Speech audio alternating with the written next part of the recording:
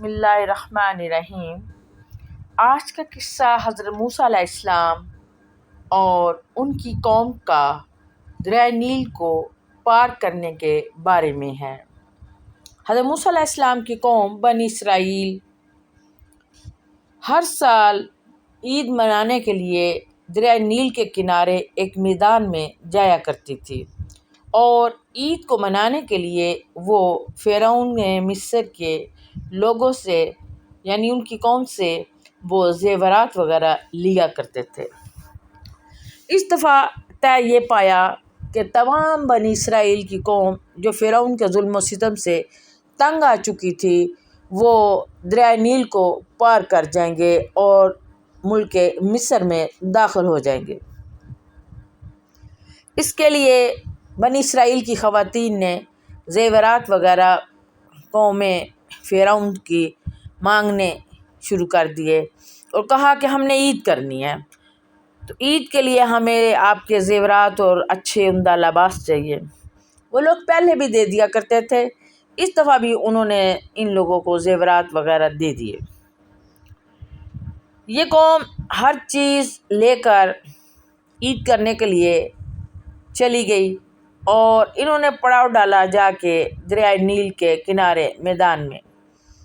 یہ وہاں 3 دن تک رہے۔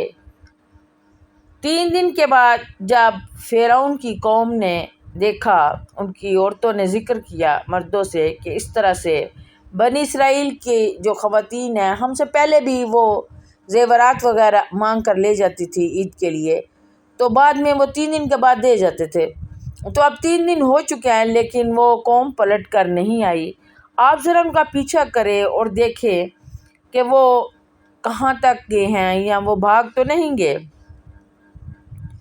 چنانچہ فرعون کی قوم میں سے کچھ لوگوں نے جا کے فرعون کے محل میں اس بات کو پھیلا دیا۔ بات پھیلتے پھیلتے فرعون تک جا پہنچی۔ فرعون نے سب مصاحبین کو اکٹھا کیا اور ان سے بات چیت کی اور پوچھا، تو انہیں ساری بات بتائی گئی۔ فرعون نے کہا کہ چلو ہم بنی اسرائیل کا پیچھا کرتے ہیں، وہ لوگ زیادہ دور نہیں گئے ہوں گے کیونکہ اس سے آگے دریائے نیل شروع ہو جاتا ہے، تو یہ دریائے نیل کو پار نہیں کر سکتے، ہم ان کو پکڑ کر لے آتے ہیں۔ انہوں نے آپس میں کچھ مشورہ کیا اور اس طرح سے ایک پورا لاؤ لشکر تیار ہونا شروع ہو گیا۔ دیکھتے ہی دیکھتے ایک بہت بڑا لشکر جو ہے وہ فرعون کے ساتھ چل پڑا بنی اسرائیل کو پکڑنے کے لیے۔ لشکر کو دیکھتے ہوئے گھروں میں جو خواتین بچے یا مرد رہ گئے تھے وہ بھی نکل پڑے۔ ان سب نے کہا چلو ہم بھی چلتے ہیں، دیکھتے ہیں کہ قوم بنی اسرائیل کو یہ لوگ کیسے پکڑتے ہیں اور وہ لوگ کہاں تک پہنچے ہیں۔ چلتے چلتے فرعون کی قوم جو ہے وہ دریائے نیل کے میدان میں جا پہنچی۔ جب یہ دریائے نیل کے میدان میں پہنچے تو انہوں نے دیکھا کہ بنی اسرائیل وہاں کھڑی ہے، بالکل دریا کے ساتھ کنارے پر۔ ان لوگوں نے جب فرعون کی قوم کو آتے ہوئے دیکھا بنی اسرائیل نے، تو انہوں نے موسیٰ علیہ السلام سے فرمایا کہ موسیٰ علیہ السلام دیکھے فرعون تو اپنے لاؤ لشکر کے ساتھ آ پہنچا ہے، ہم تو بہت کم ہیں، اگر انہوں نے ہمیں پکڑ لیا تو یہ تو بہت سزا ہمیں دیں گے۔ حضرت موسیٰ علیہ السلام نے فرمایا کہ تو فکر کیوں کرتے ہو، میرا اللہ میرے ساتھ ہے، اور جب اللہ ساتھ ہو تو پھر دنیا کی فکر نہیں کرنی چاہیے۔ تب موسیٰ علیہ السلام کو وحی آئی اللہ کی طرف سے کہ اے موسیٰ اپنا عصا پانی میں ڈال دو اور زور سے پانی پہ مارو، پانی پھٹ جائے گا۔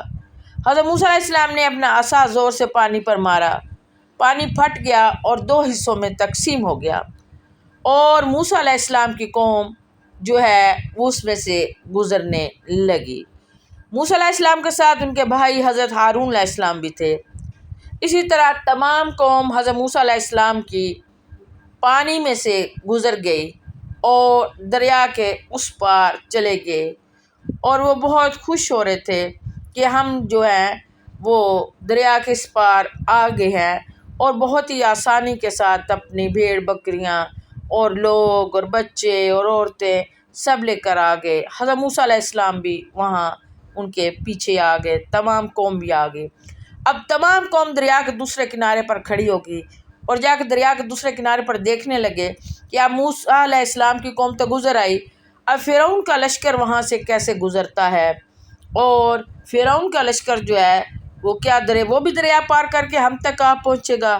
لیکن موسیٰ علیہ السلام کے ساتھ تو اللہ کی مدد شامل حال تھی، اس لیے اب جب موسیٰ علیہ السلام کی قوم دریا کے اس پار اتر گئی تو فرعون نے سوچا کہ جب موسیٰ علیہ السلام کی قوم اتر سکتی ہے تو میں بھی اتر جاؤں۔ اس نے دیکھا کہ حضرت موسیٰ علیہ السلام نے اپنا عصا جنہوں نے ہاتھ میں پکڑا ہوا تھا لکڑی کا، اس سے سمندر کے پانی کو 2 حصوں میں تقسیم کیا تھا۔ تو حضرت موسیٰ علیہ السلام کو دیکھتے ہوئے فرعون نے کہا کہ میں بھی اپنا عصا پانی پر ماروں گا اور دریا کو 2 حصوں میں تقسیم کر دوں گا۔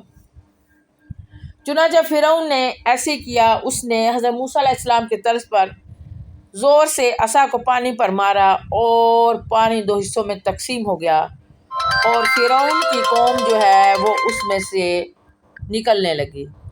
اب فرعون کی قوم جیسے ہی درمیان میں پہنچی، پانی کی لہریں دونوں طرف سے بہت بلند تھی۔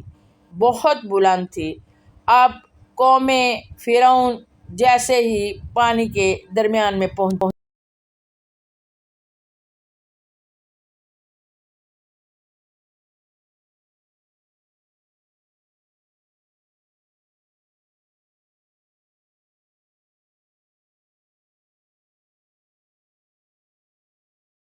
غرق ہوگی اور پانی نے دونوں طرف سے بالکل ایک جیسا ہو گیا اور فرعون کی ساری قوم اس میں غرق ہو گئی، تباہ و برباد ہوگی اور وہ بالکل بھی اس میں سے نہ نکل سکی، اور فرعون کی لاش بھی پانی میں سے بعد میں ملی اور فرعون غرق ہو گیا اور بالکل بھی اس کا ایک سپاہی بھی واپس نہ نکل سکا، کیونکہ اللہ کے حکم سے جب فرعون کی قوم درمیان میں پہنچی تو پانی کی لہریں آپس میں مل گئی اور فرعون غرق ہو گیا، نیست و نابود ہو گیا اور اس کی قوم بھی اس کے ساتھ ہی نیست و نابود ہو گئی۔